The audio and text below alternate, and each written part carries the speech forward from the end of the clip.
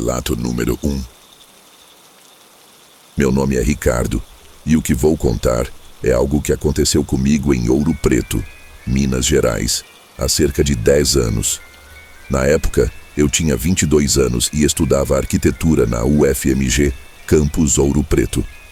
A cidade era um lugar fascinante, cheia de história e, claro, lendas. Eu sempre fui cético, achava que essas histórias eram só um jeito de assustar os calouros, até que uma noite a realidade me mostrou que nem tudo tem uma explicação lógica. A república onde morávamos ficava no bairro do Bonfim, um dos mais antigos da cidade, e estava a poucos passos da famosa igreja de Nossa Senhora do Bonfim. Essa igreja, além de ser um ponto turístico, é cercada por histórias e mistérios. Uma das lendas mais conhecidas é a da Loira do Bonfim, uma jovem estudante que desapareceu misteriosamente nos anos 60 e, desde então, segundo dizem, seu espírito vaga pelas ruas do bairro. Eu sempre achei essas histórias um exagero, uma invenção para criar uma aura mística sobre o lugar. Eu estava errado. Tudo começou numa sexta-feira à noite.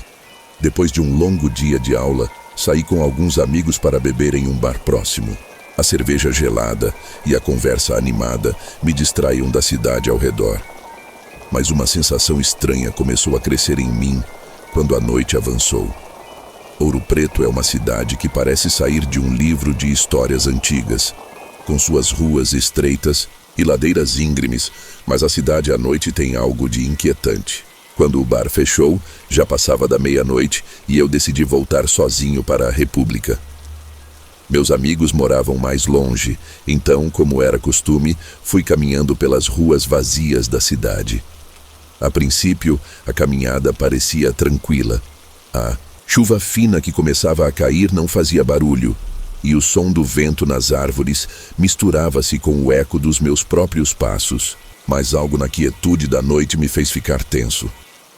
Eu não estava com medo, mas havia uma sensação estranha no ar, como se a cidade estivesse respirando, observando. A cada passo, o silêncio ficava mais opressor. Quando passei pela igreja do Bonfim, o relógio da torre bateu 2 vezes. Olhei para o alto, onde as sombras da igreja se estendiam pela praça, e foi aí que a vi. Uma mulher de vestido branco estava parada em frente aos portões de ferro da igreja. Ela tinha os cabelos loiros, longos e soltos, que pareciam brilhar sob a luz fraca da rua. Ela estava imóvel, sem fazer nenhum movimento, como se fosse uma estátua. No começo pensei que fosse uma turista ou alguém esperando por alguém, mas à medida que me aproximava, algo me incomodou, algo nos seus olhos ou na falta deles. A mulher não me olhou, mas senti o peso de sua presença, como se estivesse me esperando. Ela parecia completamente alheia ao mundo ao redor, mas eu não conseguia parar de olhar para ela. Foi quando, finalmente, ela se virou ligeiramente e eu vi que seus olhos estavam fixos no vazio, como se não me visse, mas olhasse através de mim. O arrepio percorreu toda a minha espinha. "Boa noite", falei, tentando quebrar o silêncio. Minha voz parecia fraca, como se fosse absorvida pela escuridão ao meu redor. Ela não respondeu. A mulher não se moveu. Fiquei ali, alguns segundos, observando-a, até que, estranhamente, comecei a caminhar em sua direção. Não consegui resistir. Foi como se algo dentro de mim me puxasse, forçando-me a continuar.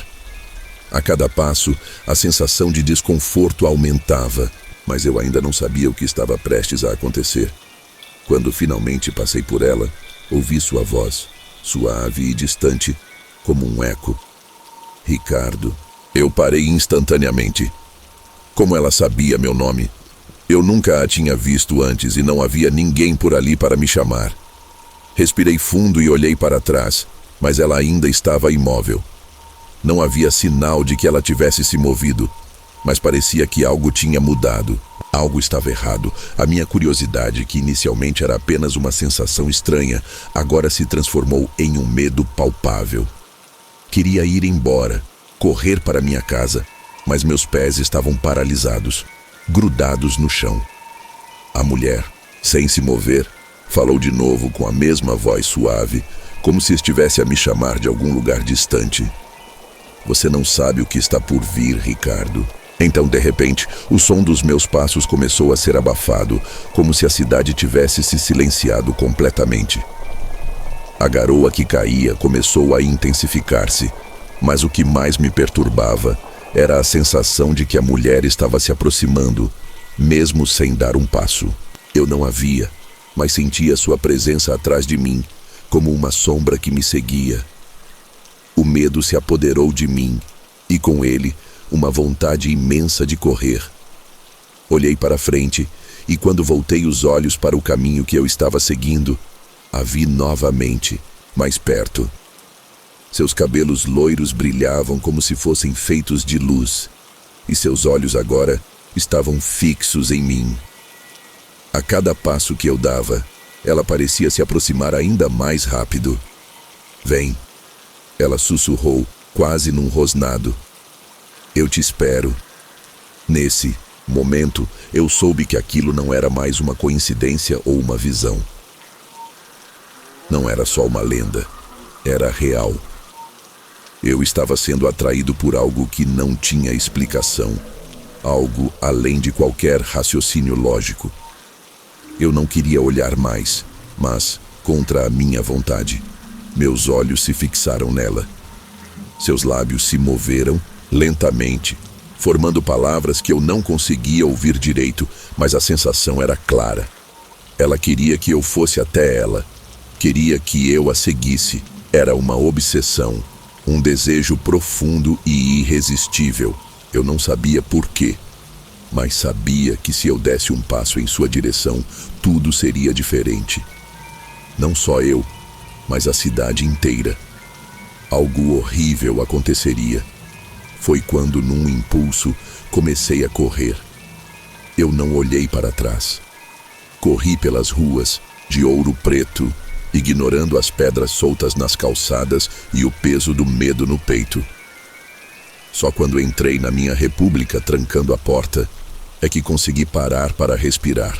Meus olhos estavam fixos na janela, como se esperasse vê-la lá, mas nada aconteceu. O silêncio voltou a dominar o lugar. Nos dias seguintes, eu evitei o Bonfim a todo custo. Não falava com ninguém sobre o que acontecera, mas a cada passo, a sensação de que a loira do Bonfim ainda me observava me assombrava.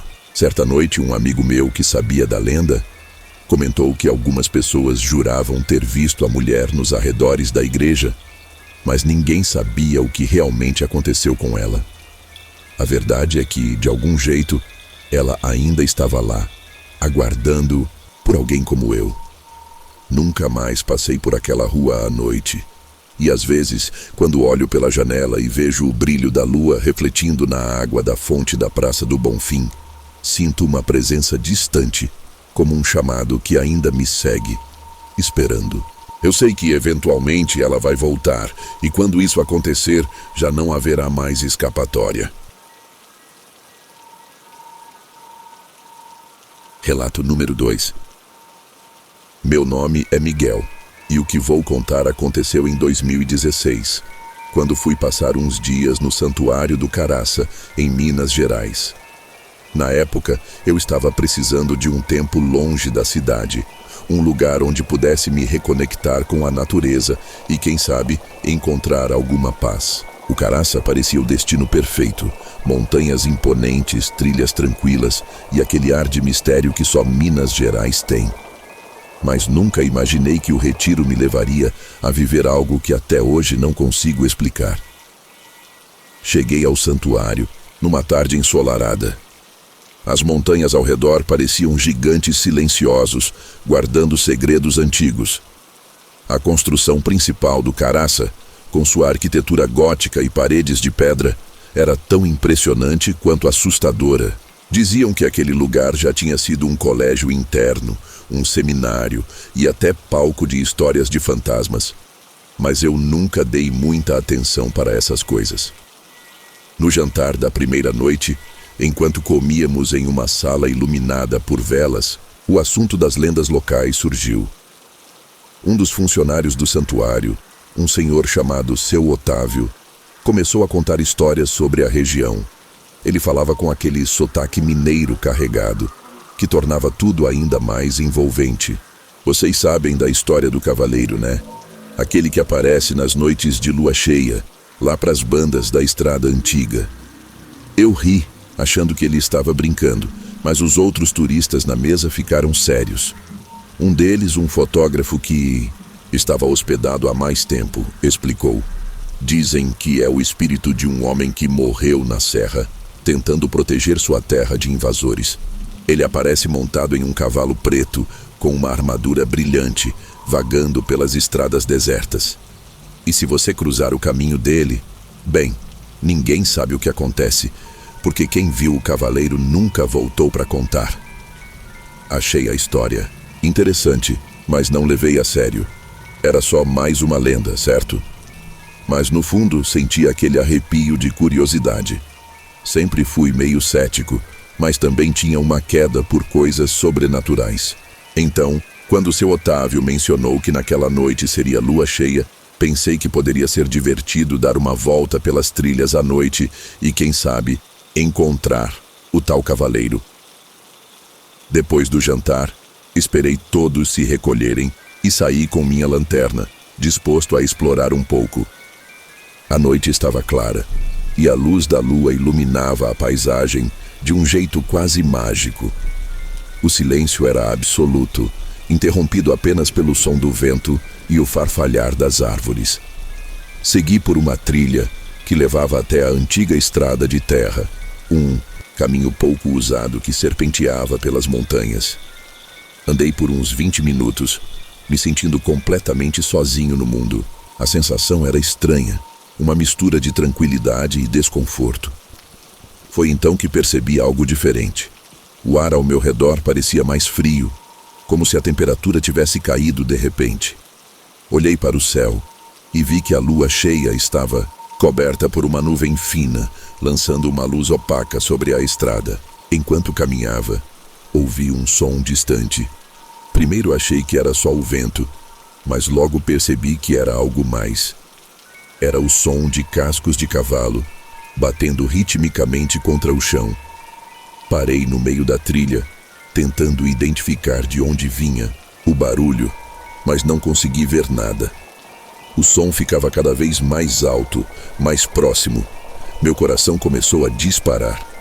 É só alguém andando a cavalo, pensei, tentando me acalmar. Mas quem? Às 2 da manhã, no meio daquela estrada deserta. O som parou de repente. Um silêncio sepulcral tomou conta do lugar, e foi então que o vi.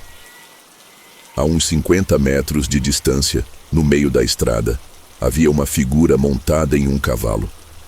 O homem usava o que parecia ser uma armadura antiga, que refletia a luz da lua de maneira sobrenatural. O cavalo era enorme, completamente negro, com olhos que pareciam brilhar em vermelho. Eles estavam parados, imóveis, como se me observassem. "Ei!" chamei, tentando soar confiante, mas minha voz saiu trêmula. A figura não respondeu. Ficou lá, me encarando sem se mover. Foi quando percebi que algo estava muito errado. O cavalo não respirava, e o cavaleiro, ele não tinha rosto. O que eu via sob o elmo era apenas uma sombra profunda, um vazio impossível de descrever. Meu corpo congelou. Eu queria correr, mas minhas pernas não obedeciam. A figura começou a se mover em minha direção, devagar, como se quisesse saborear meu medo. A cada passo do cavalo, o som dos cascos parecia ecoar dentro da minha cabeça, ficando mais alto e mais alto. Quando ele estava a poucos metros de mim, finalmente consegui me mover. Corri pela trilha como nunca tinha corrido antes, sem olhar para trás. Podia ouvir o som do cavalo me seguindo, o peso dos cascos batendo contra o chão.